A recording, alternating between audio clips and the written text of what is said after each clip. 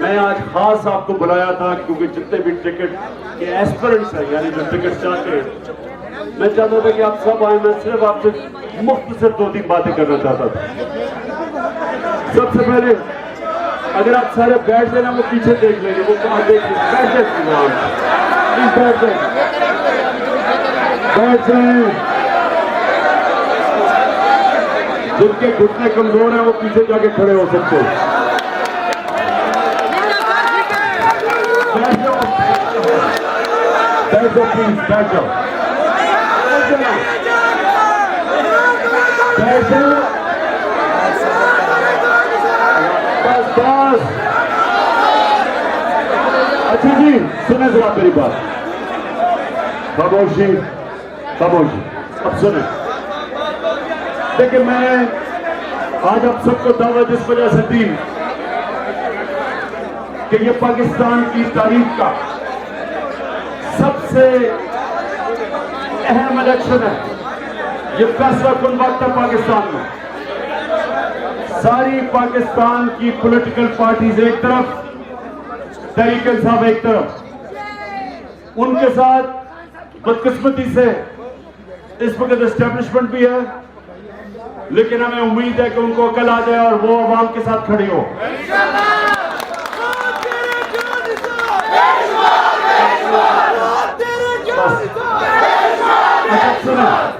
सुने, देखिए, मैं आपको सबसे पहले एक बात कहना चाहता हूं कि मैं ये चाहता हूं कि जो भी मेरी तहरीक इंसाफ के टिकट के लिए जो भी ख्वाहिश रखते हैं, मैं सिर्फ आपकी थोड़ी सी सोच बदलना चाहता हूं। मैं ये नहीं चाहता कि जिस तरह इस मुल्क की 70 साल तारीख में जब भी जो ज्यादातर 95% लोग इलेक्शन वो लड़ने आते हैं जो ये समझते हैं कि एमपी या एमएनए बन के उनके में कोई इज्जत का इजाफा हो जाएगा, वो शायद पैसे ज्यादा बना लें, उनका अपने हल्के में टैका हो जाएगा, डीसी भी बात सुनेगा, थानेदार भी सुनेगा, या पटवारी भी सुनेगा।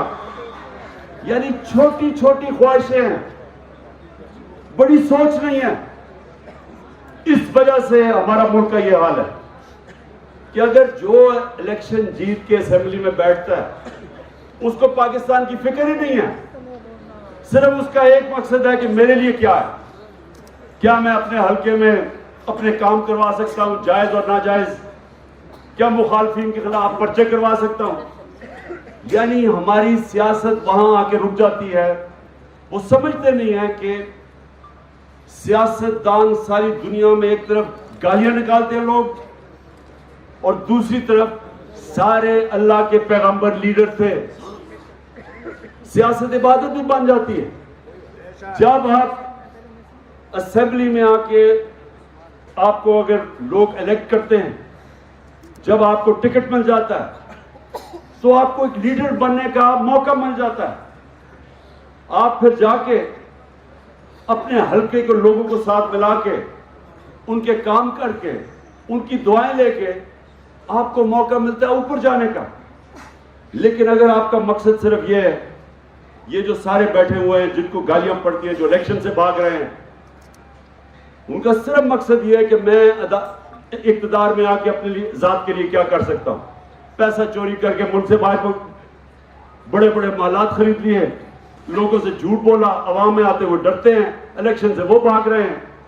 चाहते हैं किसी तरह एस्टेब्लिशमेंट मिलके इलेक्शन में एक बददियानतदार इलेक्शन कमीशन को साथ मिला के इलेक्शन जीत जाएं ताकि फिर से लूटमार करें। लोग इनको बुरा भला कहते हैं, गालियां मिलती हैं, बदवाएं लोग देते हैं। इतने पैसा इकट्ठा करके लंदन में भी सारा वक्त नीचे लोग गालियां निकाल रहे होते हैं। जिल्लत अल्लाह की तरफ से आती है। ये जिल्लत चाहे जितना मर्जी पैसा खर्च करे किसी को बुरा भला कहने के लिए, कोई इंसान दूसरे इंसान को जलील नहीं कर सकता। ये अल्लाह की तरफ से जिल्लत आती है। इंसान अपने अमाल की वजह से जलील होता है। जितनी इन्होंने किरदार कुशी की है मेरे ऊपर, इस मुल्क की तारीख में शायद ही किसी के ऊपर ये किया हो, उसके ऊपर किताब लिखवा दी हो पैसे दे के, गंद उछाला हो, हर रोज कोई नया। वो शुक्र है अब अल्लाह हक है ना आपके सामने होगा कि इमरान खान को घड़ी घड़ी घड़ी कह के वो पता चला घड़ी किधर गई है, चोरी किधर हुआ, गाड़ियां चोरी हो गई।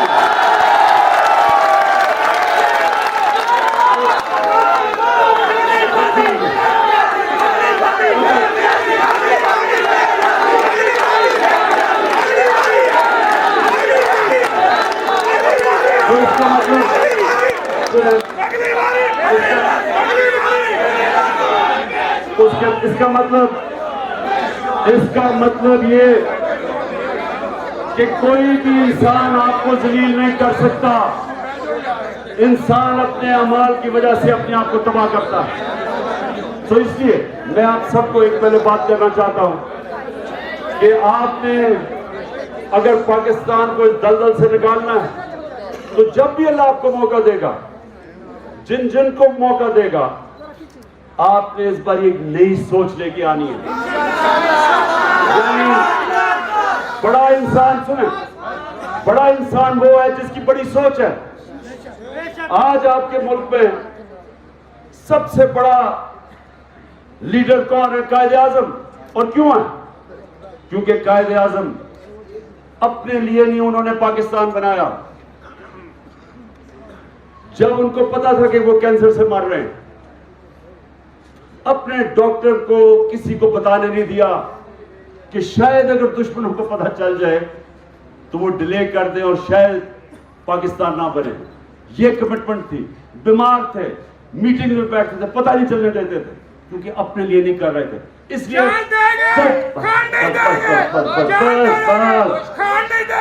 जब तक,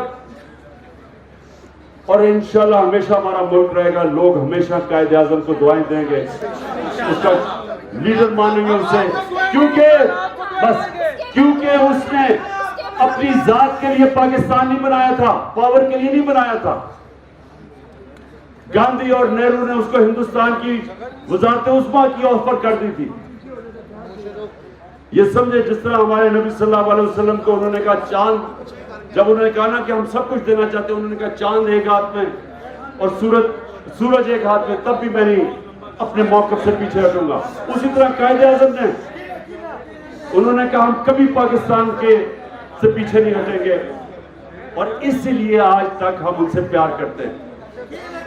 नेल्सन मंडेला 27 साल जेल में रह के सब मुखालफिन को माफ कर दिया, क्योंकि वो अपनी जात के लिए नहीं था, साउथ अफ्रीका में आजादी के लिए खड़ा था।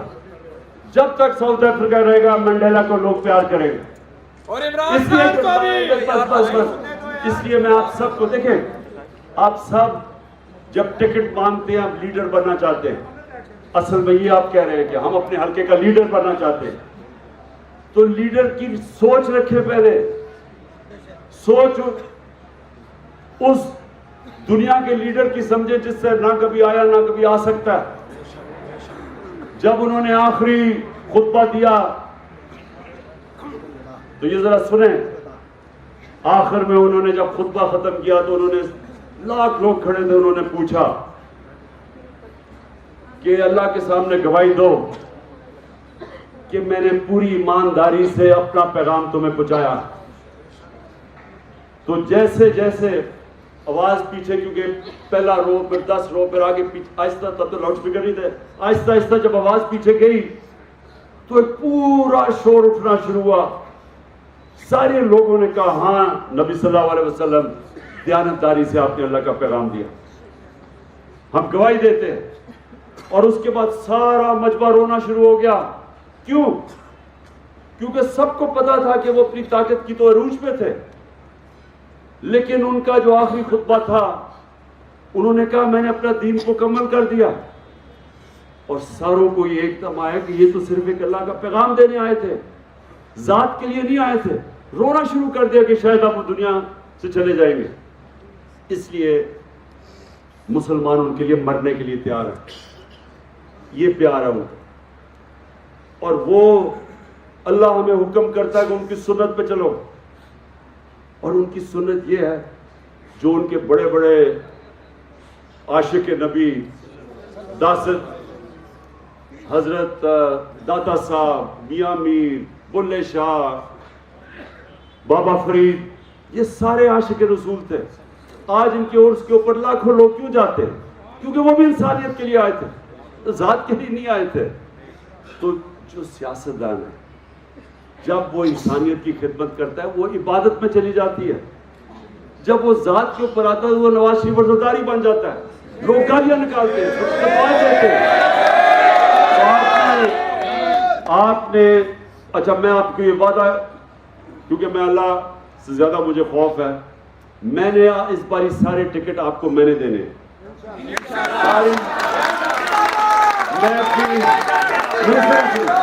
मैं अपनी पूरी कोशिश करूंगा। इंसान से गलतियां होती है, लेकिन मैं पूरी कोशिश करूंगा कि मेरिट के ऊपर और मैं जो समझता हूं उनको मैं टिकट दूंगा। लेकिन मैं इंटरव्यू भी आपको करूंगा भी, लेकिन मैं सिर्फ आपको ये कहना चाहता हूं, जिनको नहीं मिले टिकट, मैं आज आपको सिर्फ ये कहना चाहता हूं, आपने हमारे जिहाद का हिस्सा बनते रहना है। आपने ये नहीं कि जी मैं खड़ा हो जाऊं, आपने अपने आप को शिकस्त नहीं देनी। क्योंकि अब मैं आपको बता दूं, कोई जमात अब तहरीक इंसाफ को इंशाल्लाह नहीं हरा सकती। सिर्फ मुझे दर्द तहरीक इंसाफ का तहरीक इंसाफ से आपने, और मेरा ये वादा है कि आप